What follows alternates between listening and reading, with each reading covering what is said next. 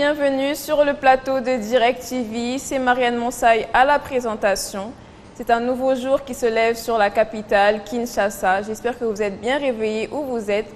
C'était le cas pour moi aujourd'hui, jusqu'à ce que les individus qu'on appelle motards, l'un d'entre eux m'a heurté au niveau du mollet gauche, donc je ne pourrai malheureusement pas me lever devant vous aujourd'hui sur le plateau pour accueillir mes très chers invités qui s'apprêtent à faire leur entrée sur le plateau, Malaïka et Prince. On va parler de Prince aujourd'hui dans la rubrique invité, excusez-moi, parce que Malaïka, on ne la présente plus, c'est une habituée du plateau.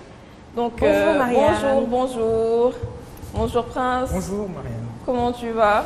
Je vais très bien. Et toi Malaïka? Ça va et toi? Ça s'est bien passé la journée. Personne ne vous a heurté comme on m'a heurté aujourd'hui. Hein. Pas du tout, pas du tout. Je suis très contente. Bon, on va tout de suite passer à la rubrique pensée du jour. La pensée du jour est une pensée de Sigmund Freud qui est: les émotions non exprimées ne meurent jamais, elles sont enterrées vivantes et libérées plus tard de façon plus laide. Lorsque vous entendez cette pensée du jour, qu'est-ce qu'elle vous exprime? Qu'est-ce qu'elle t'exprime?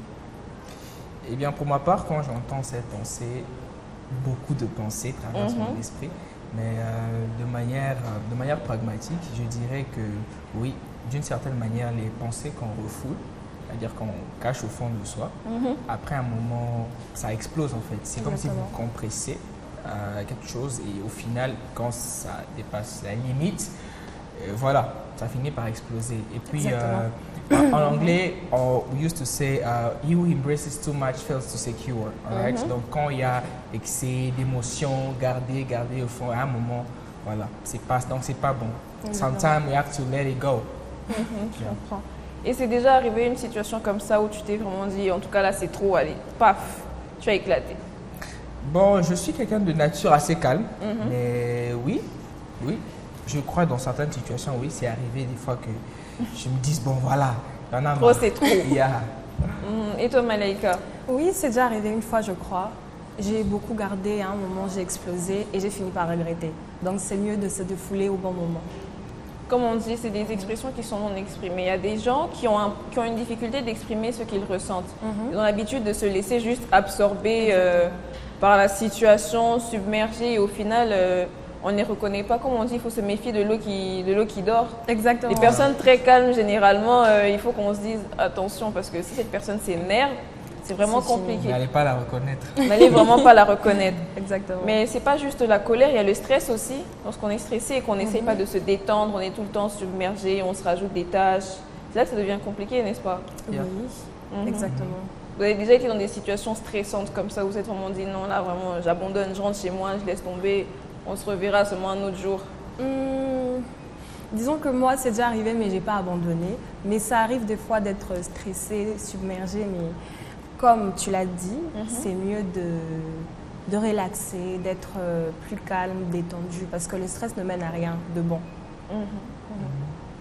Et dans la vie de tous les jours, on est enfant, à la maison, il y a certains parents. Bon, on est assez grand, du coup, c'est peut-être pas vraiment notre cas, mais pour les enfants qui généralement ne se sentent pas vraiment écoutés et qui sont renfermés, qui finissent par devenir dépressifs à cause de leurs parents qui ne croient peut-être pas en la dépression, qui ne croient pas que ça, c'est des trucs des blancs, ça n'existe pas. Ici, il n'y a pas de dépression. Si tu es triste, tu vas dormir et quand tu vas te réveiller, ça va aller. Tu manges. Non, en fait, moi, personnellement, je pense que ce n'est pas totalement vrai. Surtout la génération d'aujourd'hui. On se retrouve déjà exposé à beaucoup de pression, déjà très jeune par rapport à avant, notamment les réseaux sociaux. On a accès à l'information tellement vite. Et vous verrez des jeunes enfants déjà très jeunes qui sont submergés de responsabilités, qui réfléchissent déjà beaucoup plus. Donc, moi, je pense que d'un certain point, nous aussi, surtout quand on a la vingtaine, voilà, le stress là, il est là. Et il faudrait peut-être que les gens maintenant adultes qui nous entourent nous aident à gérer ça, plutôt que se dire que non, nous on est encore jeunes, we don't know that yet. Now we know it, we're going through it. En entrant dans la vingtaine, on a justement cette pression. Tout le monde, pour les hommes, il faut devenir absolument riche, il faut une maison, il faut une voiture, il faut ceci. Est-ce que les réseaux sociaux, selon vous, contribuent énormément à cette pression sociale qu'on se met sur nos épaules? Oui, les réseaux sociaux, ça contribue vraiment, je crois. Et de ton point de vue d'homme, Prince, qu'est-ce que tu peux nous dire à propos de ça? Oui, les réseaux sociaux contribuent énormément. D'ailleurs, fun fact, récemment, je suis tombé sur une vidéo en scrollant sur TikTok. Dans la vidéo était assez marrante. Le gars, il disait, être dans la vingtaine, c'est vraiment drôle parce que c'est un âge où tu te dis, mais attends, je devrais déjà avoir une maison. Et puis tu te dis, mais c'est pas possible que j'ai déjà le temps d'avoir une maison. Tu te dis, il faudrait déjà que j'ai une famille. Et puis tu te dis, non, je suis encore. Donc, il y a en fait ce trouble-là et les réseaux sociaux, d'une certaine manière, ça peut aider, mais ça peut aussi rendre la chose négative dans le sens où tu vois d'autres jeunes de ton âge qui ont déjà tout, qui montrent un peu une successful life, like they seem to have everything to, you know. And donc, c'est un peu un 50-50. Parce que les réseaux sociaux, c'est pas du tout la vraie vie. Hein. Il y a des jets privés qu'on peut louer à 150 $, l'heure. Tu vois, oui, exactement. Il y a des jets privés que tu peux louer à 150 $ l'heure. Il y a un fond vert derrière. On dirait que tu es vraiment en train de survoler, je sais pas moi, le désert du Sahara, je sais pas quoi. Alors que tu es chez toi et tu vas poster ça sur les réseaux, dire que oui, levez-vous, ne dormez pas à 21 ans, moi je suis devenue millionnaire. Tu n'es pas millionnaire. Tu as peut-être seulement 200 000 $ dans ton compte. Peut-être que tes parents t'ont légué. Et ça suffit pour mettre la pression aux gens. Est-ce que c'est juste, franchement, ce genre de choses? Absolument non, c'est pas du tout juste. Je crois que les gens, ils ont vraiment oublié la réalité. Les gens ne vivent plus la vraie vie. Ils préfèrent. C'est pour ça qu'il a dit le réseau social, c'est 50-50. Il y a ceux qui essayent de se cacher du monde, alors ils s'inventent toute une vie. Et c'est vraiment ce qui est mal dans les réseaux sociaux. Il faut apprendre à être plus vrai, à être plus original, à être plus soi-même. Ça aide. Il y a un cas qui m'est arrivé récemment. J'étais à une fête de famille, il y avait une tante qui, comme on le sait, quand tu as 25 ans, tu n'es pas marié, on commence à te demander quand est-ce que tu ramènes quelqu'un à la maison et tout. Il y a une tante qui demandait tellement ça à une de mes cousines qu'elle a explosé. Elle disait jamais rien, répondait toujours quand Dieu voudra, quand Dieu voudra. Mais en tout cas, elle a pris la situation en main et elle a explosé. Elle a dit, et toi d'abord, ton mari même, il est comme ci. Il est comme ça, il drague les petits-enfants. Non. Et ceci, et cela. Donc c'est vraiment, comme on vient de dire, les émotions non exprimées, elles ne meurent pas en fait. Elles sont enterrées vivantes et exprimées plus tard de façon plus laide.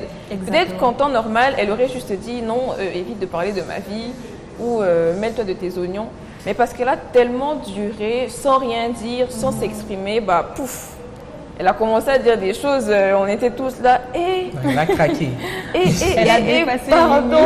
Pardon, c'est vraiment trop. Donc, quel conseil vous pourrez donner aux gens qui n'arrivent pas à s'exprimer? Parce que vous êtes tous les deux de nature assez calme, mais vous vous exprimez quand même un peu, non? Oui, je suis de nature calme. Je aussi, comme il vient de le dire. Oui, je dirais que ça arrive, des fois, on n'a pas envie de parler, on veut garder les choses pour soi, on se dit que non, on ne veut pas blesser les gens autour de nous. Donc, on va accumuler. Mais je conseillerais à ces personnes de trouver d'autres personnes à qui ils ont confiance et d'apprendre à dire ça ne va pas, apprendre à dire voilà ce qui se passe. Ça aide beaucoup en fait. Ça aide. Oui, énormément. Oui. Donc, il faut trouver des personnes de confiance et en parler. Ou moi, des fois, quand j'arrive pas à parler à quelqu'un, je prends un stylo et j'écris tout ce que je ressens. L'écriture aussi permet de se libérer. Exactement. C'est une manière de se libérer, clairement. Et toi, Princesse, que tu conseillerais à quelqu'un qui n'arrive pas à s'exprimer de nature calme? Bon, globalement, c'est la même chose. Moi-même étant quelqu'un de nature calme, donc c'est assez difficile de se dire, bon, sortons de la zone de confort et puis parlons à quelqu'un. Mais voilà, il faut toujours compter sur son entourage. Je pense que l'entourage, la communication est très importante. Donc, parler aux gens de son entourage, s'ouvrir aux bonnes personnes. Parce que voilà, quand on s'ouvre aux mauvaises personnes, c'est pas trop ça. Donc, s'ouvrir aux bonnes personnes. Et voilà, elle a littéralement dit globalement ce qu'il y avait et aussi arrêter de dire que quand je m'exprime, quand je parle à quelqu'un de mes problèmes, je suis quelqu'un de faible. Parce que les gens ont l'habitude de dire non, je suis fort, alors j'accumule. Non, quand tu accumules, en fait, ça montre à quel point tu es faible. Justement parce que tu n'as pas la force de t'exprimer. Exactement. Donc moi, je trouve que c'est une force de dire que ça ne va pas quand ça ne va pas. D'accord. Merci beaucoup, Malaika. Merci beaucoup, Prince.